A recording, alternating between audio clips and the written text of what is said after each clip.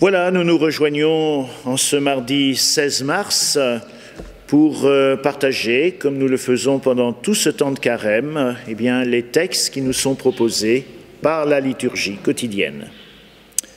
J'ai intitulé cette méditation « Cours des miracles ».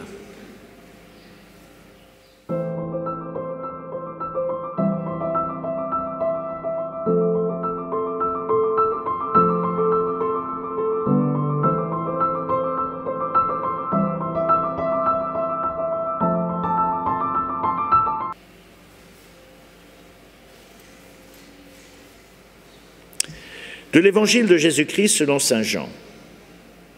À l'occasion d'une fête juive, Jésus monta à Jérusalem. Or à Jérusalem, près de la porte des brebis, il existe une piscine qu'on appelle en hébreu Betzata. Il y avait là un homme qui était malade depuis 38 ans. Jésus, le voyant couché là et apprenant qu'il était dans cet état depuis longtemps, lui dit « Veux-tu être guéri ?» Le malade lui répondit « Seigneur, je n'ai personne pour me plonger dans la piscine au moment où l'eau bouillonne, et pendant que j'y vais, un autre descend avant moi. » Jésus lui dit « Lève-toi, prends ton brancard et marche. » Aussitôt l'homme fut guéri. Il prit son brancard, il marchait. Or, ce jour-là était un jour de sabbat. Les Juifs dirent à cet homme que Jésus avait remis sur pied, « C'est le sabbat, il ne t'est pas permis de porter ton brancard. » Il leur répliqua, « Celui qui m'a guéri, c'est lui qui m'a dit, prends ton brancard et marche. » Ils interrogèrent, « Quel est l'homme qui t'a dit, prends ton brancard et marche ?» Mais celui qui avait été rétabli ne savait pas qui c'était. En effet, Jésus s'était éloigné car il y avait beaucoup de foule à cet endroit. Plus tard, Jésus le retrouve dans le temple et lui dit « Te voilà guéri, ne pêche plus, il pourrait arriver quelque chose de pire. » L'homme partit annoncer aux Juifs que c'était Jésus qui l'avait guéri. Et ceux-ci persécutaient Jésus parce qu'il n'avait fait cela le jour du sabbat. Cours des miracles.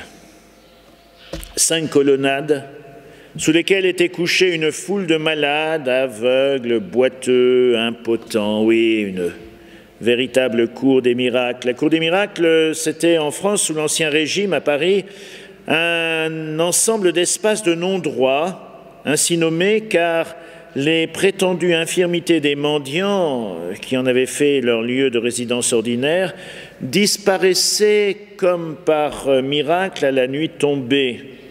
En réalité, une partie d'entre eux ne souffrait réellement d'aucun handicap, mais pour évidemment susciter la pitié dans la mendicité, ils feignaient ces handicaps. Mais ils étaient guéris chaque nuit. Située au nord du temple, la porte des brebis, piscine de Betzata, en araméen maison de grâce, est composée de 2 bassins, autrefois destinés à toutes les ablutions, aux activités du temple. L'évangéliste décrit un lieu à l'écart de la sainteté du temple, parce que, comme on considérait que les infirmes, les handicapés et les malades étaient punis par Dieu, ils ne pouvaient pas rentrer dans le temple. Une véritable cour des miracles, donc, ces personnes ne pouvaient pas s'approcher du sanctuaire. Et puis, on considérait que de temps en temps, ce bouillonnement dans l'eau était miraculeux. C'est pourtant ce lieu et auprès de ces personnes que Jésus se rend durant cette fête juive. Ce n'est pas normalement le lieu où vont les pèlerins. Mais Jésus tient à visiter en premier ce lieu-là. Alors l'un d'entre eux est malade depuis 38 ans. 38 années, c'est déjà une éternité, et la vie n'est pas si longue à l'époque. Ses souffrances paraissent irrémédiables. Et jamais il n'a réussi à atteindre l'eau soi-disant bénéfique. Depuis 38 ans, il est le perdant de cette impitoyable course au salut où les moins invalides sont privilégiés. Les autres sont condamnés à rester toujours là, Aussi le fait remarquer l'infirme, « Seigneur, j'ai personne pour me plonger dans la piscine au moment où l'eau bouillonne. Pendant que j'y vais, un autre descend avant moi. » Cette précision d'année renvoie également à la période d'errance que les enfants d'Israël passèrent au désert. Ces 38 ans soulignent donc l'aboutissement, la fin d'un chemin, pour enfin rentrer en terre promise. L'évangéliste fait correspondre la venue de Jésus sous ces 5 colonnades, clin d'œil probablement aux 5 livres de la Torah, de la Bible.